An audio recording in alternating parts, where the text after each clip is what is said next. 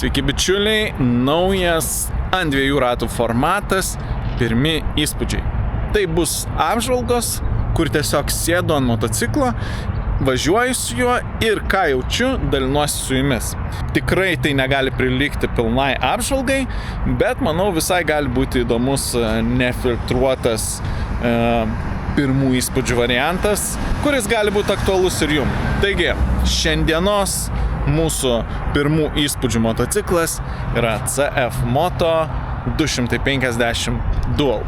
Kai tik pamačiau, kad jisai išeis ir Europos rinkai, mane tikrai labai sudomino, tad nekantrauju ant jo sėsti ir išbandyti, kaip jisai jaučiasi realybėj. Važiuojam. Taigi, pirmi įspūdžiai su CF Moto 250 Dual. Pirmiausia, aš jį išbandysiu trumpai mieste ir kol važiuoju iki labiau miesto sąlygų, tai galime pašnekėti apie tą pirmų įspūdžių formatą ir kodėl tai iš esmės negali būti laikoma kaip ir pilna apžvalga. Pirmiausia dėl to, kad pirmi įspūdžiai labai priklauso nuo to, kokį motociklą jūs vairavote prieš tai. Tai jeigu jūs ten vairuojate kažkokį labai galingą motociklą, sportinį ir tada atsisėdate ant štai tokio 250 Dual Sporto, jums viskas bus labai kitaip. Aišku, bus įspūdis, kad motociklas neturi galios ir panašiai. Todėl tam, kad padaryti pilną apžvalgą su motociklu, reikia šiek tiek pagyventi, pabūti su juo, nežinau, savaitėlę, bent jau pavažinėti kasdieną, priprasti prie to formato, kokio tas motociklas yra.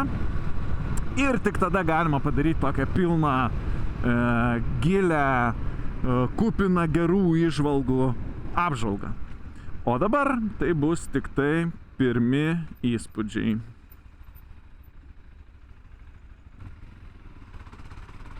Pirmas įspūdis, kad motociklas labai gerai važiuoja tarp mašinų. Mažas, lengvas, gerai pasukamas.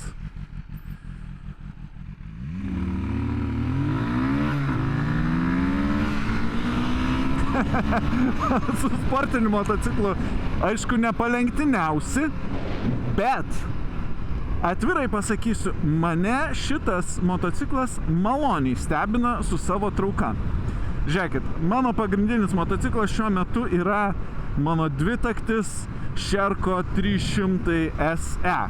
Ir jis tikrai labai galingas motociklas, palyginus su savo svoriu, su viskuo. Tad aš tikėjausi, kad šitas jausis labai silpnas palyginus su juo. Bet atvirai pasakius, taip toli gražu nėra. Motociklas turi tikrai visai malonų traukimą, kurio pilnai užtenka, ypač akceleruoti nuo sankryžos, išvažiuoti į eismo priekį, kad nebūtų tarp mašinų ir, kaip matėte, labai puikiai pravažiuoja tarp mašinų. Tai man tikrai paliko malonų įspūdį tas variklis. Aš iš tikrųjų net nežinau, koks šito motociklo svoris, stengiausi nieko apie jį nežiūrėti, kad nesusidaryti jokių išankstinių nuomonių. Tai jausmas, kad motociklas tikrai pakankamai dinamiškas. Važiuoti mieste, nežinau, gal ir miške bus pakankamai dinamiškas, tą mes išbandysim, bet jo, tikrai maloniai stebina.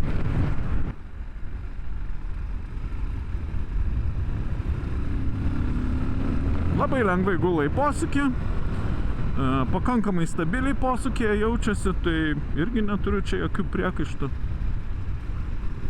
Taip, kas liečia pačią ergonomiką, sėdėsena tikrai visai patogi. Jausmas yra, kad vairas yra šiek tiek platokas, ganėtinai plačiai tos rankos stovi, bet negaliu pasakyti, kad man nepatinka ta sėdėsena. Man įpratęs prie endūrinės sėdėsenos ir man jinai čia visai tinka.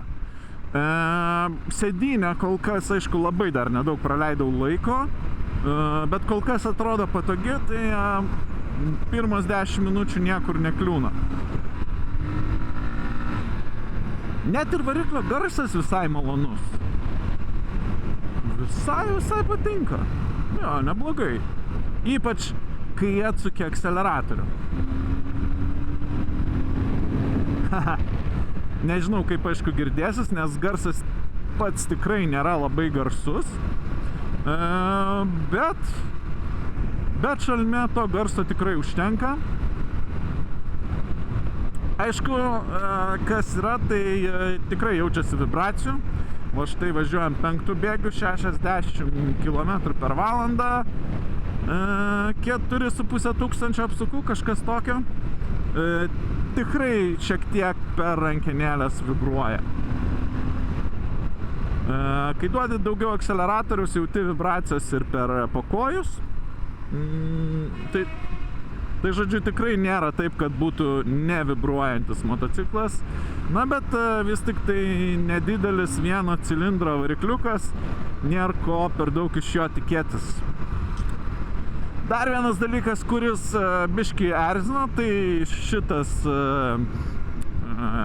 nežinau kaip čia pavadinti, šlangučių rinkinys, kas kaip ir yra normalu enduro motociklam dėl didelės važiuoklės eigos. Ir niekur kitur jo turbūt nepadėsi, bet tada pati skidelio vieta yra labai ne vietoj. Jis galėtų būti arba šiek tiek žemiau, arba šiek tiek aukščiau. Nes dabar tiesiog labai nemaloniai tą vaizdą užstoja ir visada erzina, kad jis čia man. Aišku, galbūt jeigu aš būčiau šiek tiek žemesnis, gal tada ir neužstotų, bet dabar tiesiai eina tas tie vamzdeliai per skidelį. Erzina. Kas liečia patį skidelį, nieko jame čia per daug nėra. Aišku, yra labai geras dalykas, tai kuro lygis, kas tokiem motociklam dažnai nebūtinai yra būdinga.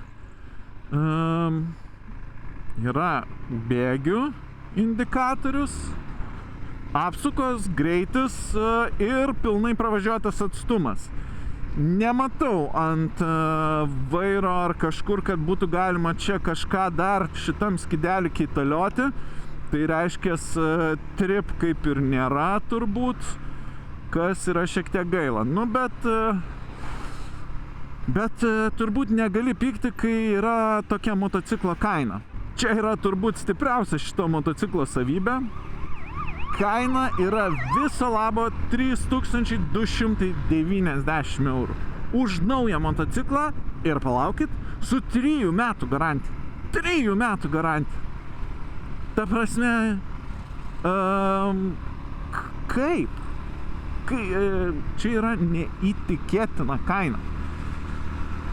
Gerai, neikime prie keletos mano pastebėtų trūkumų.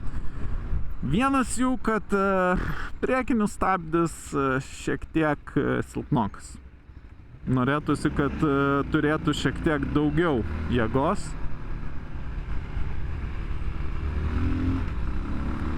Dabar tikrai reikia, pabandykim.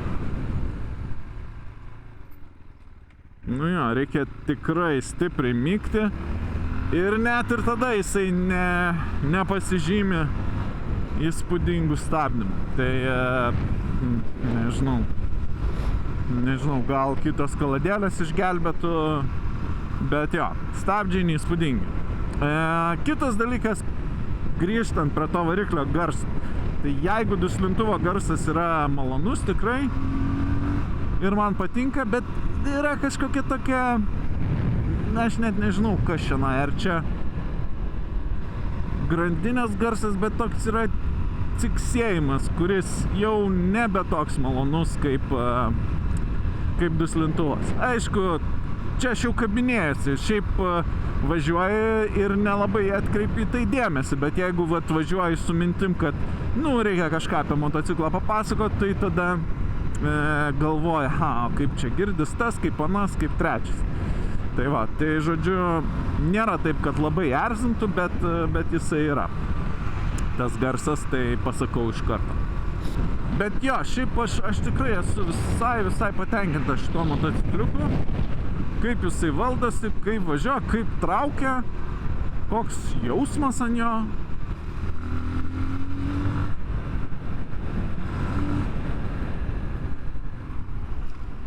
Galinis stabdis taip pat neypatingas. Nu, kažkiek stabdo. Tai aišku, jeigu naudojate abu, tai tada tikrai geriau motociklas stoja. Bet tikrai nėra tas motociklas, kuriam pilnai užtenka tik tai priekinio stabdžio visose situacijose. Kągi, važiuojant 90 užmiesčio kelyje, turim 6,5 tūkstančio apsukų kažkur. Na, visai neblogai. Bet daug rezervo galios tikrai nėra. Ir nepasakyčiau, kad norėsis ilgai tokiu greičiu važiuoti su tokiu motociklu. Bet kai reikia, tai tikrai įmanoma. Na, o dabar keliaukime paieškoti kokių tai smagesnių keliukų.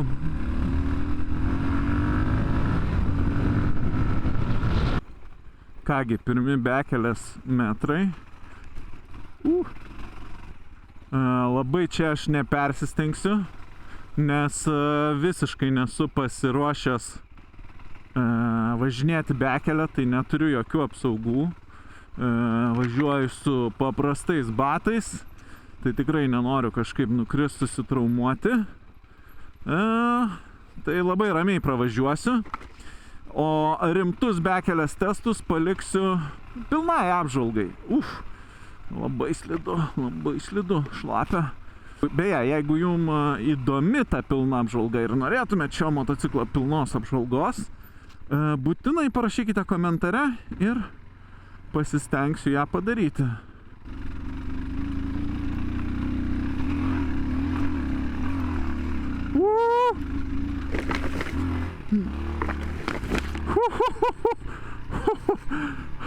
Buvo baisu vienu momentu. Galvojau, ar aš įvažiuosiu į tą kalną, nes ten ir kelios šaknis buvo ir plus slidu ganėtinai. Taigi, pirmi įspūdžiai, kas liečia bekelę. Stovėdamas labai jaučiu, kad akseleratorius toksai biški, kaip čia pasakyti, snappy. Žodžiu, aštrus. Kaip visada ta problema su ekologiškais, tarkim, taip pavadinkim, motociklais, kur tas gazas būna toksai jautrus ir nervuotas toje atsidarimo fazėje. Žodžiu, jo, tai šitas motociklas neišimtis, tą patį turi. Kitas labai svarbus dalykas, ką reikia pašnekėti, šis motociklas neturi ABS išjungimo mygtuko. Na, gerai, tai gal ir nėra bekelės motociklas, tai yra dual sportas, arba kaip amerikiečiai mėgsta dar vadinti juos farm bikes. Tai gal iš jo nėra ko per daug tikėtis, bet norėtųsi turėti tą ABS išjungimo mygtuką. Atrodo, tiek nedaug reikia ir būtų labai gerai. Tai va čia leidžiantis nuo to kalno buvo šiek tiek neramu. Taip, važiuokim toliau.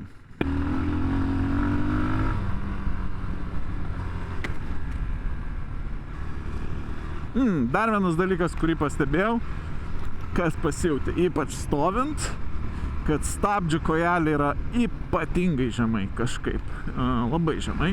Važiuoklė tikrai nesijaučia gerai, jinai tokia nėra per minkšta, kas galėtum pasakyti, kad yra gerai, bet labai tokia šokinėjanti, atšokanti. Tas priekis atrodo šiek tiek neprognozuojamas, kur jisai atšoks po kiekvienos dobelės ar kažko.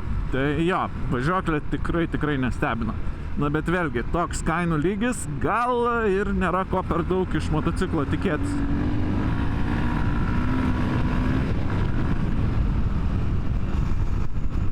Nu, tas stabdis žiauriai žemai. Kitas dalykas, motociklas suspaudimas su kojomis. Šiaip turiu pasakyti, kad labai nebloga vieta, bet turbūt aš jau atpratau motociklų spausti atsistojęs be kelio apsaugų, nes su savo enduro motociklu aš jas visada naudoju.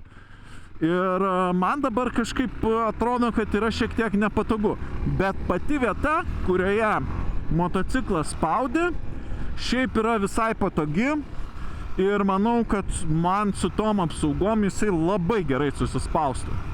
Tai jo, šiaip tas yra neblogai. Kas nėra taip gerai, tai vairo pozicija atsistojus, bent jau man, jis atrodo lieka labai gale manęs.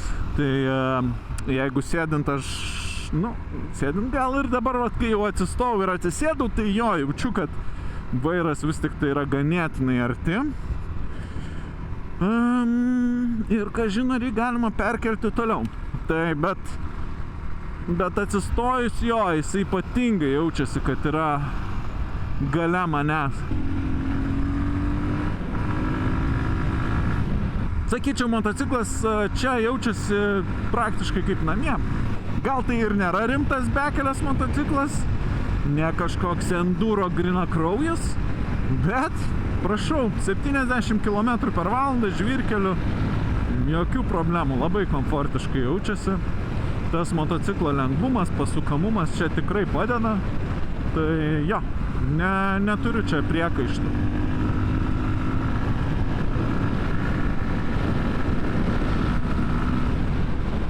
Aišku, ta priekinė važiuoklė tikrai jaučiasi, kad biški betvarkė.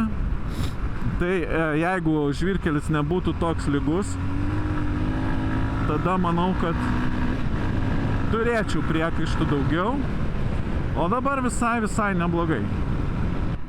Beje, įdomu, ar turi motociklas prasisukimo kontrolę, nes vėlgi nieko nesidomėjau apie jį.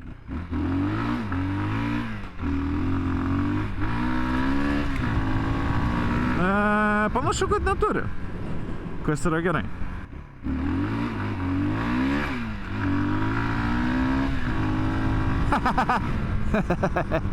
Aišku, prasuksit ratą pirmų bėgių, ir gal antrų biškelį.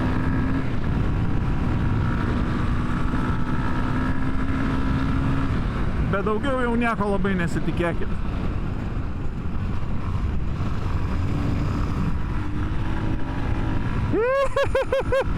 Dabar norėtųsi surasti kokį keliuką, kur būtų gal kažkokių duobyčių daugiau, kažko. Bet galbūt čia vėlgi reikia palikti tam kartui, kai būsiu su pilna apranga, bekelės ir išbandysiu motociklą pilnai, tai yra ilgiau su juo pagyvensiu. Galbūt net galima būtų sugalvoti kokią nors, nežinau, kelionę tą apžvalgai, galbūt pravažiuoti tą lietuvišką tetą, kurio šiaip niekada nesu važiavęs, kas yra keista, bet taip jau susidėlio. Galbūt esu labiau hard žmogus. Jo, šiaip įdomus jausmas, nes atrodo, kad galas geriau stovi negu motociklo priekis. Tai tas tokį, kaip čia pasakyt, duoda prastesnį motociklo pasukamumą. Nes priekis atrodo nekimba taip gerai, o galas kimba ir automatiškai motociklas netaip nori suktis, palyginus su tuo, jeigu būtų atvirkščiai. Na, bet ką jau yra, kaip yra, nieko čia nepadarysiu. Ne, ta priekinė važiuoklė. Tikrai ne kažką. Aišku, aš, žinokit, esu prie gero pripratęs. Mano šerko motociklas turi KYB labai gerą važiuoklę. Tai esu pripratęs, kad dirba gerai. Todėl čia įspūdis atrodo ypatingai blogas. Tai reiktų palyginti su motociklu, kuris yra kažkokiam panašiam lygiai, ar nežinau, ar kainos tam, ką motociklas skirtas, klasės, tarkim taip. Ir pasižiūrėti, kaip šitas atrodytų šalia kitų. Bet jo, kol kas tikrai nėra labai geras įspūdis iš priekinės važiuoklės. Kągi, išbandžiau CF Moto 250 Dual.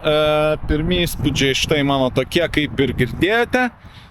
Jeigu norite pilnos apžvalgos, nepamirškite parašyti komentare, kad jums būtų įdomu, ir aš tada pabandysiu ją padaryti, pabandysiu ištestuoti motociklą rimčiau bekelėje, su visa apranga, galėsiu galbūt šiek tiek labiau jį paspausti ir pasižiūrėti, ko jisai vertas ilgesnėme laikotarpyje. Nes, kaip ir sakiau, pirmų įspūdžio apžvalga į tokia nėra visiškai tiksli ir labai stipriai įtakojama motociklų, kuriuos vairavau prieš tai. Tai jeigu įdomu, būtinai parašykite komentare. Na, o šiaip, jeigu patiko video, būtinai paspauskite like ir žinoma, nepamirškite pasubscribinti. Iki kitų kartų.